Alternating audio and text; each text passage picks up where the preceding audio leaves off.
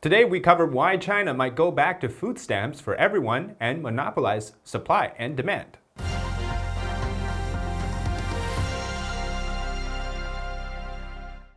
Welcome to State of Politics, I'm David Zhang. Before we start this video today, if you enjoy the content so far, make sure to like, subscribe, and comment below what you would like to see covered next. Now, it's very hard to imagine that one day everyone in America or Canada will be told by the government that the only way to eat from now on is in community dining halls, and to pay for it with government rationing tickets. But China is. China is rebooting a Mao-era institution that once functioned as a pillar of the socialist command economy. That's called market and supply co-op. And since people gotta eat, they decided to bring back community dining too. Now, is China having a crisis in food and energy? Possible. But if history shows, the last time the Chinese government used community dining, it led to the Great Famine in the 1950s and the 60s for 3 years. So who is it to blame if we see another food crisis in China? And a supply and market co-op is really just the CCP showing that China is walking back to the planned economy era. All right, so China is basically turning into North Korea, right? There's more. What China is testing now inside these so-called pioneering neighborhoods are dining halls constructed alongside government-controlled grocery stores and other facilities. And according to this new announcement here, each community will have its own set of stores, dining centers, and other facilities catering to the young and the old. And this prompted people to recall the 1950s in China, when Mao Zedong, the former Chinese chairman, led the country to start big dining halls. And it was eat until your belly bursts. Which is why on Chinese and overseas social media, Chinese people who've lived through this period are getting PTSD flashbacks. Because right after their belly bursted, it was a 3-year man-made famine. But more on this in a bit.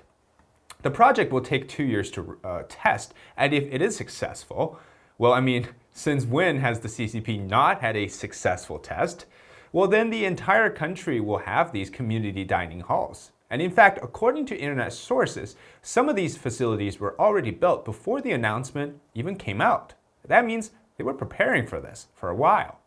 Since everyone freaked out online, the government said that it was just for senior citizens who can't cook, and apparently senior citizen services will be built there too. And to be fair, colleges have long had canteens or dining halls in many countries, including the United States.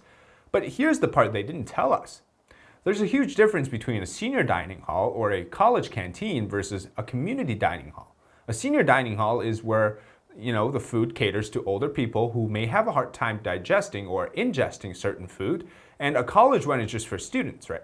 But the way that they've branded this is actually just called community dining, aka it's for everybody. So, what about the famine? How does this relate to dining? And you might be wondering, what is the point of doing this, right?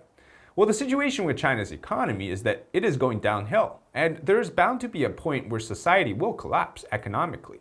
Experts have been anticipating a Chinese financial crisis likened to the 2008 crisis on Wall Street. And if that happens, China will be bound to see many people with food security issues, especially in the countryside.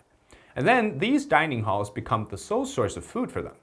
Of course, that crisis was man-made to begin with. China's been shutting down one city after another for 3 years now, and months at a time after they're locked down. So artificially limiting its economy for the sake of virus control has been the story for China since 2020. And if there's one place to blame for a financial crisis, it would be the government, especially the Communist Party. But this fits right into the plan of Xi Jinping anyways, who wants to establish more control. Hungry Chinese citizens are the best way to keep them in line. Instead of thinking about protesting the government, they will be too hungry to disobey. And that's exactly what happened before the 3-year famine in 1959 in China. Here's the story. Since the CCP took power in 1949, the Chinese Communist Party has been in danger of losing its legitimacy. And through various ideological reforms, the 3 and 5 anti-corruption campaigns, and other movements, Chinese people are scared to speak up. In January of 1958, Mao Zedong introduced the concept of the Great Leap Forward, in which state media called it, quote, exerting full efforts, striving for upstream, and building socialism in a fast and economical way. And one of the goals was to double the output of steel to 10.7 million tons in 1958 compared to 1957. And it was then they also decided to establish people's communes in rural areas, aka worker dorms. But they're more like workers sleeping in the fields together. And the crop was also a big factor too. One of the many reasons why it eventually led to a famine, the idea is that farmers will produce crops at a constantly growing yield every single year, where a huge percentage of it will go to some sort of a government storage unit. Say 40% will be sent to the government. However, what happened was as the quotas keep increasing, the actual yield for crop did not. Yet they kept sending that same percentage of the crop to the storage. You can imagine now, farmers didn't get to keep much for themselves by the end. That, and sometimes they were literally taking storage from farmers and then forcing them to give it up to the government. Around the same time, to feed workers on large fields or try to get the communes to be fed, large public canteens were set up. Like restaurants initially, the canteens were a full menu dining experience, but soon that changed. A lot of the food were wasted and the quality went down. People overate their portion, and soon the food supply was gone, resulting in the winter of 1958 to the spring of 1959 in some areas where food was cut off. But instead of looking to adjust the policy, Mao Zedong said, quote, "Eat more when you're busy, eat less when you're idle, have dried food, and eat a mixture of food and vegetables." Yeah, like that's ever gonna work. It didn't.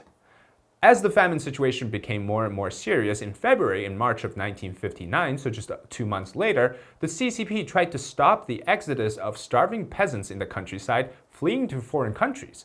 In some areas, militias guarded village entrances and forbade peasants from fleeing. By January of 1960, there were 3.92 million public canteens in China and people's communes, and 400 million people were eating there. That's accounting for about 73% of the rural population then. 1960 saw a further reduction in food production. Remember, the farmers weren't producing enough to meet the quotas. In other words, by the 1960s, there were too many dining halls and not enough food produced. From 1958 to 1961, the frenzied Great Leap Forward campaign led to directly a nationwide famine. And scholarly studies show that 45 million people died unnaturally during this period.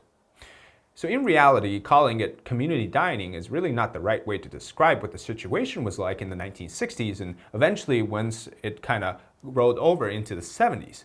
Because I spoke with some family and relatives who lived through this particular period. Many were just, 6 to 7 years old when this whole community dining thing was still around, and they recalled that taking a rationing ticket to the dining hall and then the serving person would give you ladles of food. Whether it was the right amount or not, they didn't really care, and every family had a rationing amount that they were to live by. Now, it may sound kind of cool, like you don't have to cook anymore, right? You just show up, like if you lived in a college campus dorm today and the cafeteria lady smiles at you and just feeds you food. But that's not really the case in China. According to my grandparents, it was more like a bowl of food for 2 or 3 people. And if you ever wanted to cook yourself, well, too bad, they came and smashed all the woks from the families. And back in the days, there were giant woks, like the size of a huge table, that cooked a large amount of food for the family. So you couldn't even cook if you wanted to, especially in the countryside. And another reason why China went through a famine was also because of the state controlling all of the ownership of land and production. And with that policy comes what now China is also bringing back, which is the creation of market co-ops. Now, a sign of planned economy is basically saying we're going to take control of every aspect of supply and create demand ourselves, which Xi Jinping is now reviving, the so-called supply and market cooperatives. Again, calling this a co-op implies that people have some sort of a say in it, but they really don't. And the deadly combination of dining halls and so-called co-ops are simply the representation of how much the CCP has inserted itself into society, where dining and buying things, 2 basic freedoms, are also gone.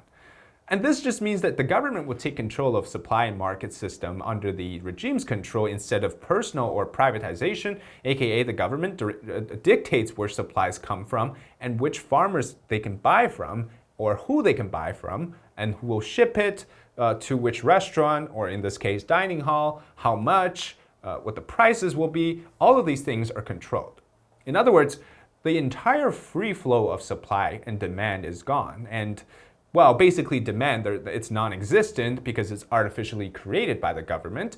So some believe that this is to prepare for, say, decoupling with the Western society, or others say that they're readying for some type of a war. It's one where Chinese leader Xi Jinping believes is very much possible, though. He calls it internal circulation, as he believes China can function well with its doors closed. Now you can imagine, if supply and market is now gone, or being controlled by the government, how long before restaurants are out of business, or even the concept of restaurants will be gone in China? Again, I'm not old enough to remember these bizarre scenarios, right? So I asked around. Apparently, according to one older relative who told me that China didn't actually have restaurants until the Reform era, which means that was just 40 years ago. And if we zoom out a bit, China's economy is at its worst in a very long time. And Chinese people are also controlled via a COVID tracking app. So today is really no different than the 50s and the 60s in China. And today, even despite we have all these technology, like 5G, semiconductor industries are booming, etc., the use of technology to control people is basically just the same principle as it did back in the days. And the government is still in every inch of your life. If we consider what Xi Jinping wants to do internationally too, they're transferring energy consumption industries to heavy industry and military-linked companies. So many people echo that this time is the CCP doesn't really care about the economy. They think that ordinary people will be fine if they just get enough to eat, to get by, to survive. Perhaps it would be time to focus on a war. Well, the government could use it as a fallback logistical and supply system to ensure emergency preparedness and food security, even in the event of a worsening relations with the rest of the world, and perhaps if they want to invade Taiwan. And so there could be an opportunity for them to have a further economic decoupling with the rest of the world and not be affected as much. In other words, if China wants to invade Taiwan, this type of planned economy and workers' dining system could actually work. And you be in a country with a state of emergency constantly throughout the entire time as it is being built up, and then so it feels like it's a normal thing now. But the suffering, though. So that's today's episode on the China's attempt to build community dining halls and so-called supply co-ops. In reality, I think it's kind of ridiculous that we're seeing this again, 60, 70, 80 years after it was done and failed. 45 million people died. Now Xi Jinping's bringing it back. Thank you so much for watching today's episode. If you enjoy the content, make sure to like, subscribe, and comment below what you think about what I just talked about or some other topics you want to see covered. As always, this is State of Politics. I'm David Zhang. See you next time.